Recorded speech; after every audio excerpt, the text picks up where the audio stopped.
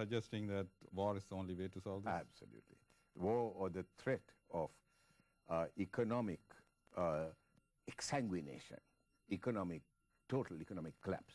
And that's, I think, and I came particularly this time putting my patience on hold, sacrificing money that I can't ill afford to sacrifice, because I find the Tamil community confused and despondent and depressed. And I can't convince the Tamils that this is a war that we've got to win. In terms of history, we will get a separate state. You can call it Elam or a variation of a confederation, Sri Lanka style or whatever it is. But the situation that exists with the singular people, singular leaders dictating what goes on in terms of development and running of the Tamil areas will not occur. That will have to end. And, I hate for Sinhalese to tell the Tamil people what exists in the Tamil North. But Elam is already there. I mean, you don't need to listen to Brian Senewiratne, you listen to Christian Stokke, who is the professor of geography and sociology or something in Norway. He's written a paper, it's on the net.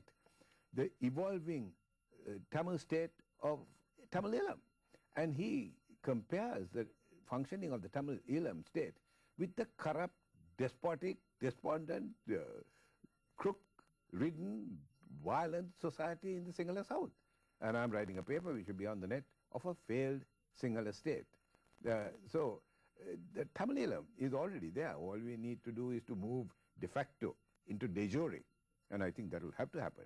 And if they don't, I think we will even have to consider a unilateral declaration of Tamil Elam. Since 9/11 event, that I think is the most popular word in the world is terrorism.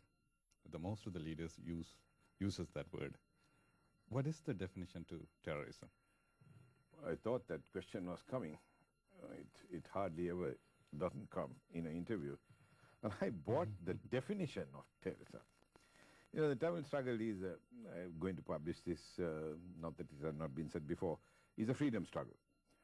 Now, the test that is used to distinguish a freedom struggle from a terrorist struggle is defined in the UN Article 1 Additional Protocol of the Geneva Convention of 1947. I'm not going to read that piece in detail because of lack of time. But essentially, a freedom struggle is if there is a military operation, which we have in the LTT. Number two, if there is an organized command, which we have. 3, an organizational capacity, which we have. And 4, control over territory, which we have. So on the definition of the UN, never mind about Brian Senewiratne's definition, on the definition of the UN, we are conducting a freedom struggle and not exercising terrorism. I guess you're not Brian Senewiratne anymore, Brian Senewiratnam, I guess. Well, I suppose so. The honorary Tamil I was called. In fact, they put a turban on me at the last address I gave in the Anand Kovil. It was the middle of my talk. It was auspicious time. At 7 o'clock I was stopped. I was told just 3 minutes we want to put this turban and whatever that, the worthy thing. And then the questions went on. And I couldn't hear the questions. And then someone said, it's because your turban is over your ears. And then I pulled it out. But it was a great honor. It's a unique honor. I've never been honored like that in my life. And the comment was made that they'll make me an honorary Tamil citizen. So where this peace talk is going to go? What do you think? Where it's going to go? If it goes at all, and that's uncertain as to whether, you see, I think the whole crux of the matter was that by picking a load of nonsense as an agenda, Rajapaksa was hoping that the LTT would pull out and say, look, this is nonsense. They might still do it. And then for him to turn around and tell the international community, look, I initiated the peace talks, I put an agenda, that the fact that he put nonsense in the agenda, he won't tell those guys. And the LTT failed to come. So that, I think, is the purpose of the peace talks. And once the peace talks are going, however much nonsense they discuss, then they'll turn to the aid group and say, now, what about release some funds? Because Sri Lanka is at the moment in economic crisis. And by January, I gather that some of the installments have got to be repaid. They are broke. They're stony, flat broke. About LTT, there's no one has any different opinion that they are very powerful and militarily. But politically, some people say in the past they were weak in politically, and now they're gaining it.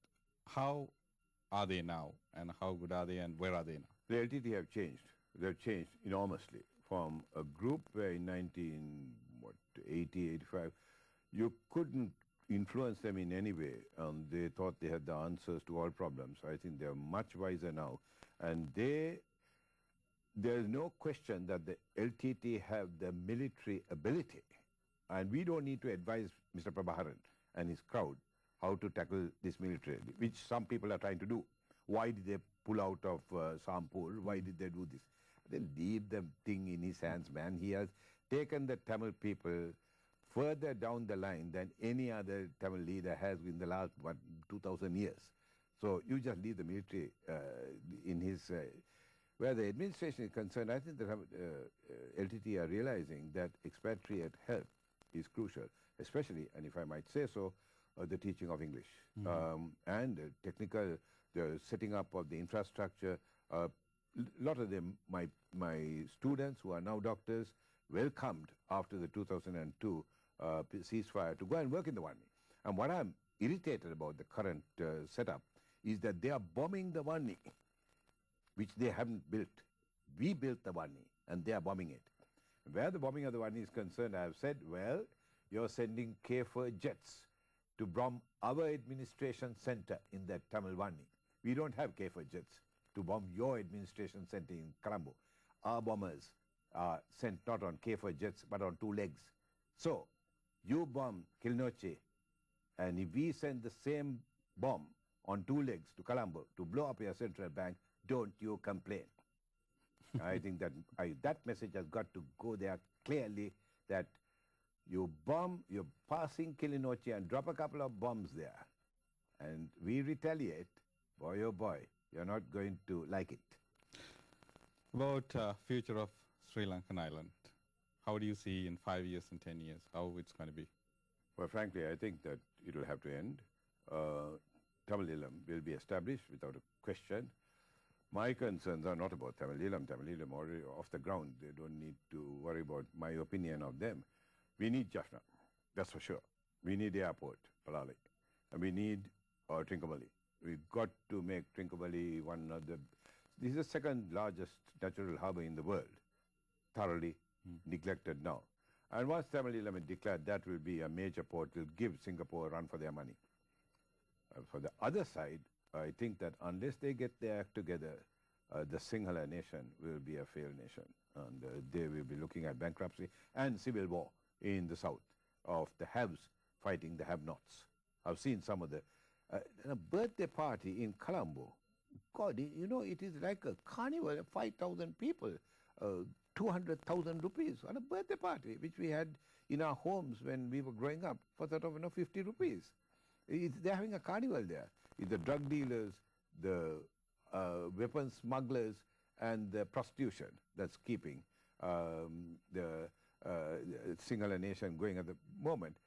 And if we can get the plantation Tamils, offer them something, some positive benefit from Eelam, and get them to down their jobs and walk out, boy, Mr. Rajapaksa come to his senses in a matter of minutes.